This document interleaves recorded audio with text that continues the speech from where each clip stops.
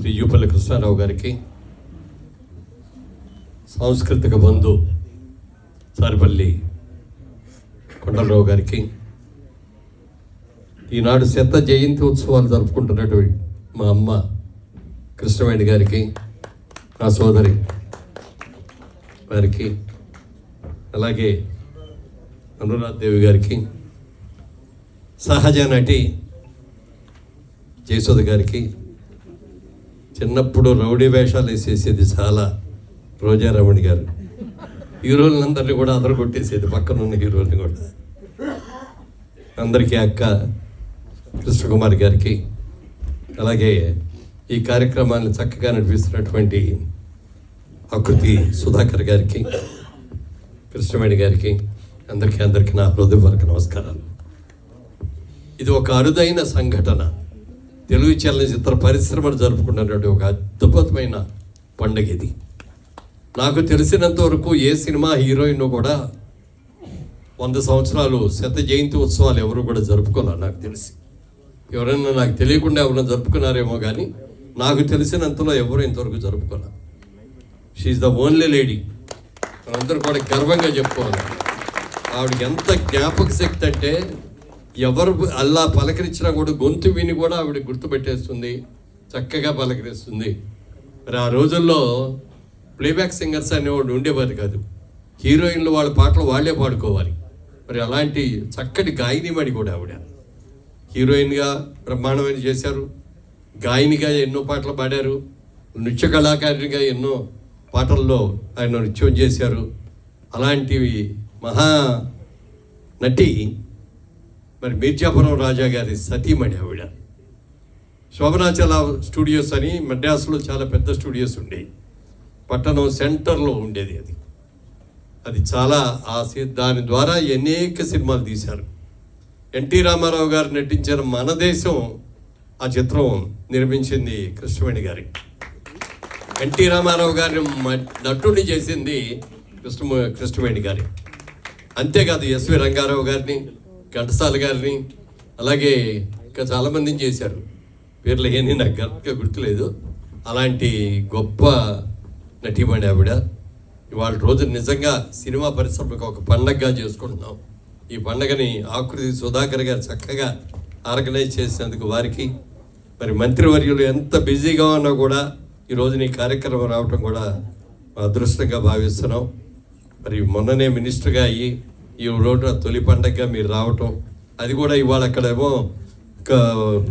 చాలా పెద్ద కూచిపూడి పెద్ద ప్రోగ్రాం అక్కడ చూసి మళ్ళీ ఇక్కడికి వచ్చి శత జయంతి ఉత్సవాలు చేసిన అందుకు సంతోషం. ముఖ్యంగా మంత్రి గారి సమక్షంలో నేను ఒక విషయం మాట్లాడదలుచుకున్నాను సార్. ఇదివరకు ఆంధ్రప్రదేశ్ రాష్ట్ర విభజన జరగకముందు నంది అవార్డ్స్ అనేది ఉండేది మాకు. ఈ నంది అవార్డ్స్ ప్రభుత్వం ఇచ్చేటటువంటి అవార్డ్స్. ఉత్తమ చిత్రాలకి, ఉత్తమ నటీనటులకి, ఉత్తమ సాంకేతిక నిపుణులకి ప్రభుత్వ పరంగా ఇది వస్తే, అవార్డు వస్తే మేమందరం దాన్ని చూసి ఎంత గర్వంగా చెప్పుకునేవాళ్ళమో, ఎంత ఆనందపడేవాళ్ళమో చెప్పడానికి వీలేదు సార్. మా షోకేసులో పెట్టుకొని ఇదిగో నంది అవార్డు వచ్చింది, నాకు ఫలానా సంవత్సరం నంది అవార్డు వచ్చింది, ఫలానా సంవత్సరం నాకు ఉత్తమ నటుడిగా వచ్చింది, ఉత్తమ నటిగా వచ్చింది, ఉత్తమ డైరెక్టర్గా వచ్చిందని ఎంతో ఘనంగా చెప్పుకుంటాం. అది దానికి ఏం విలువే ఉండదు, కానీ గౌరవం. అలాంటి అవార్డ్స్ని ప్రభుత్వ విభజన జరిగిన తర్వాత ఈ 10 సంవత్సరాల్లో అస్సలు అవార్డు ఇవ్వాలి. అనేక సందర్భాల్లో ముఖ్యమంత్రి గారి దగ్గరికి వెళ్ళి, గత ముఖ్యమంత్రి గారికి వెళ్ళి విన్నవించుకున్నాం.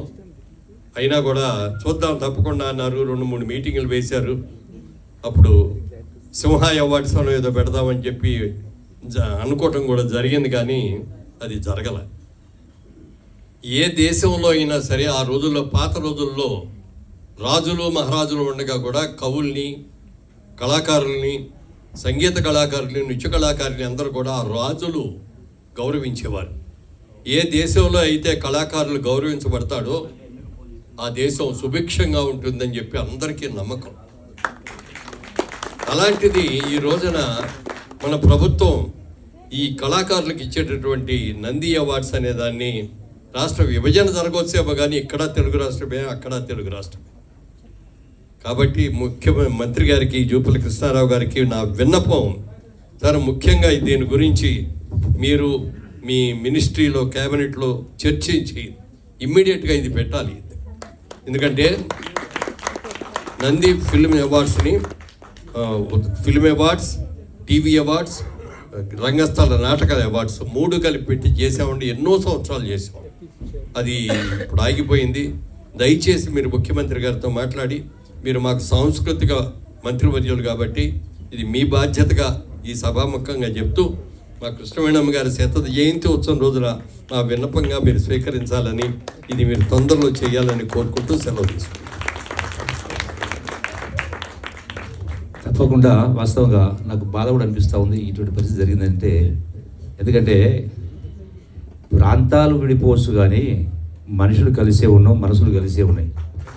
ఇది బాధ్యత 100% ఆ శాఖకు మంత్రి కాబట్టి నా బాధ్యతుడు కాబట్టి 100% వీలైనంత తొందరలో ముఖ్యమంత్రితో మాట్లాడి 100% ఒప్పించి 100% ఆ యొక్క కార్యక్రమం చేసుకుంటూ, ఎందుకంటే ప్రోత్సాహం అనేది అవసరం.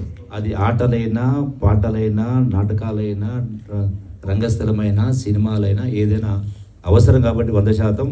అంటే సమాజం అభివృద్ధి కోసం, నాగరికత కోసం, పెడదారిన పట్టకుండా ఉండడం కోసం ఇది అవసరం కాబట్టి ఒకరు అడగకుండానే చేయాల్సిన పని కాబట్టి మీరు జ్ఞాపకం చేసినందుకు మీకు ధన్యవాదాలు తెలియజేస్తూ 100% వీలైన తొందరలోనే ఆ యొక్క కార్యక్రమం ఏర్పాటు చేస్తామని మీ అందరికీ సవినయంగా విజ్ఞప్తి చేస్తూ, నేను తెలంగాణ రాష్ట్రం తరఫున మన్నించవలసిందిగా కోరుతా ఉన్నాను.